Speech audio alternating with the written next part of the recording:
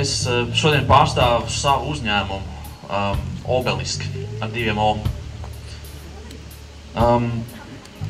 Izstāstīšu mazliet par to savu uzņēmumu, par to žurnālistu un par video preses relīzi. Un tad es gribētu vienkārši veltīt varbūt minūtes 5-10 pastāstīt par kvalitāti un meistarību.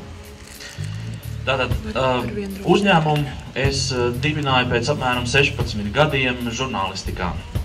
Es sāku 12 gadu vecumā ar bērnu raidījumu un paspēju pastrādāt laikrakstā Diena, paspēju paproducēt raidījumus, reklāmas Hansa Medijā.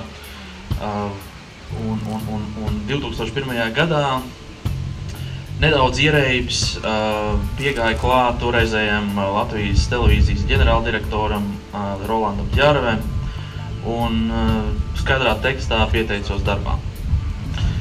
Un tagad sanāca tā, ka sākās tā krīze un strādāt privātajās struktūrās bija diezgan nebīstam, bet nedroši, nestabili. Un tas, ko es izdarīju, es pieteicos vēlreiz Latvijas televīzijā, pat ne pieteicos, tad bija tāda mazliet sinerģija, un es kļuvu par ekonomisku korespondentu. Bet man kā televīzijas žurnālistam ir ļoti neparocīgi lietot preses relīzi televīzijas ēterā. Ko man viņi darīja? Parādīt, varbūt nolasīt vai pārveidot kaut kā, tā parasti arī dara. Bet televīzijā ļoti svarīgi ir, kā jūs zināt, tas vizuālais efekts. Ļoti svarīgi zināt, kāds cilvēks izskatās, kā viņš īstenībā pasaka to savu mesīču. Un radās doma uztaisīt vienkārši pamēģināt ar tādām video preses relīzēm, viņus iestartēt televīzijā. Kas man cits atlika, man vienkārši bija jāiet prom no televīzijas un jāsāk šis riskantais bizness.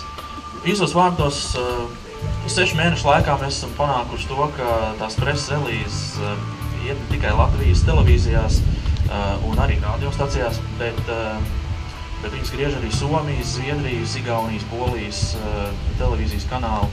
Un mēs esam 6 mēnešu laikā trāpījuši arī ārā no Latvijas tirgus un daram to arī kādām lielām korporācijām ārpusē. Bet tagad pieslēdzamies tai otrajai daļai par to kvalitāti un meistarību. Mēs ar Andru nedaudz pirms šī rīta sanākšanas parunājāmies, un viņš man tā kā ierosināja mazliet par to tēmu parunāt. Sākumā par meistarību. Savulaik es intervēju Gundaru Ķeniņu Kingu, slavenu ekonomistu, un viņš man stāstīja par šo konceptu meistarību. Kas ir īsti meistars? Kā īsts meistars atšķirās no puskoklecēja? Un viņš man deva dažus piemērus tur ar operu un operu dziedātājiem un tā kā izskaidroju šo konceptu. Un tad es tā sāku domāt par to, cik daudz, piemēram, manā darbā ir tā meistarība un tas, kas vispār apkārt notiek industrijā. Un sanāca tā, ka es piemēram, stāvu jūsu priekšā un varu teikt, es veidoju kaut kādas video filmiņas vai kaut kādas video lietas, bet es pilnīgi pieļauju, ka šeit klātesošiem neviens ir daudz talantīgāks, par mani šajā jomā. Varbūt, tur tīri teorētiski un tā, es tagad jūs izpogāju, bet, varbūt praktiski un tā, jūs esat ļoti, ļoti talantīgi, un es pieļauju, ka tā ir. Bet tā meistarība, viņa rodās ar stundām. Daži eksperti ir izrēķinājuši, ka, lai kļūt par meistari, nepieciešams 10 000 stundas. 10 000 stundās, darot vienu lietu, kļūst par meistaru.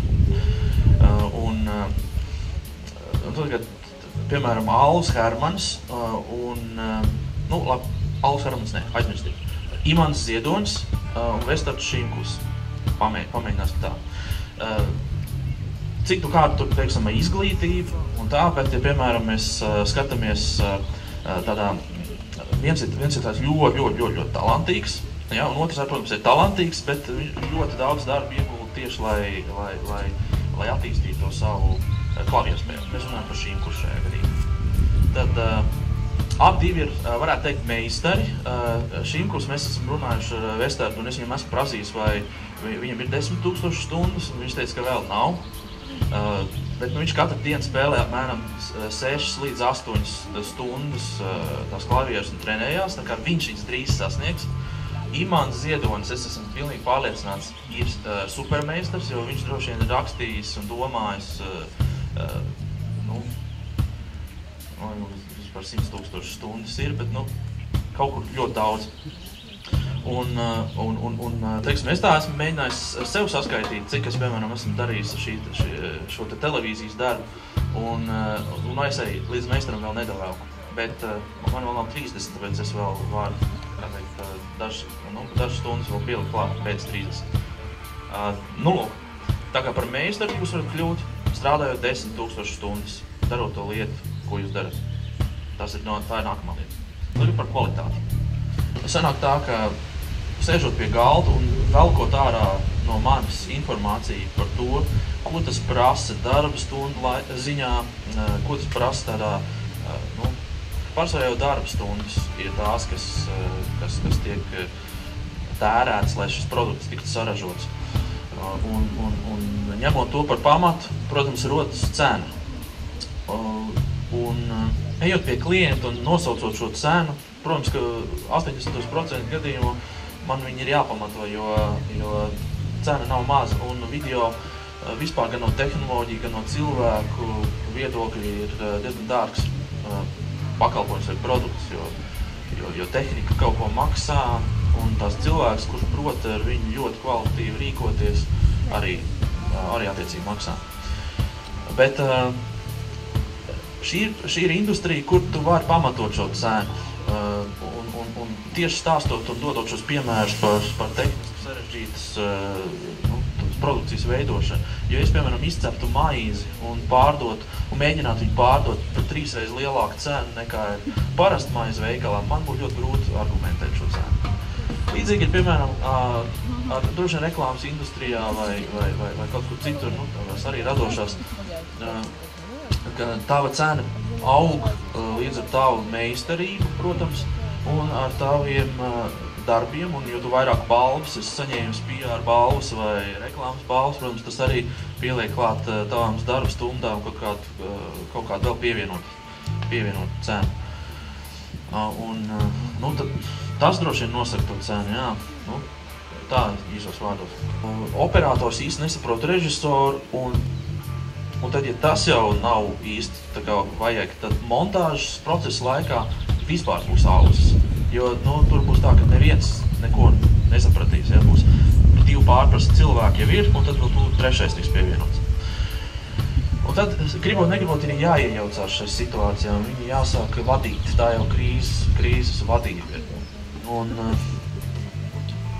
ir ļoti labi, ja es noķeru tādas situācijas, bet ir bieži vien, kad viņas netiek noķertas, un galā ir darbs, kas, man nav tā, ka man atrāda pašu gala darbu, ja? Man atrāda arī melnrakstu. Un es uzreiz jau jūtu, ka tur nav, un es esmu arī nokavējis šo brīdi. Tādas situācijas mēdz gadīties laiku pa laikam. Kā mēs ar cilvēkiem sastrādājamies, nevar jau teikt, ka viens strādā varbūt sliktākā kvalitātē, bet ir tā, ka katram cilvēkam ir savs rokraksts, īpaši radošiem cilvēkiem.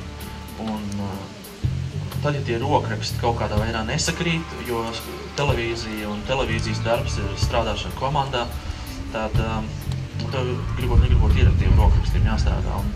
Un tad, ja viņi nesakrīt, tad tu nākamreiz meklē labāku kombināciju.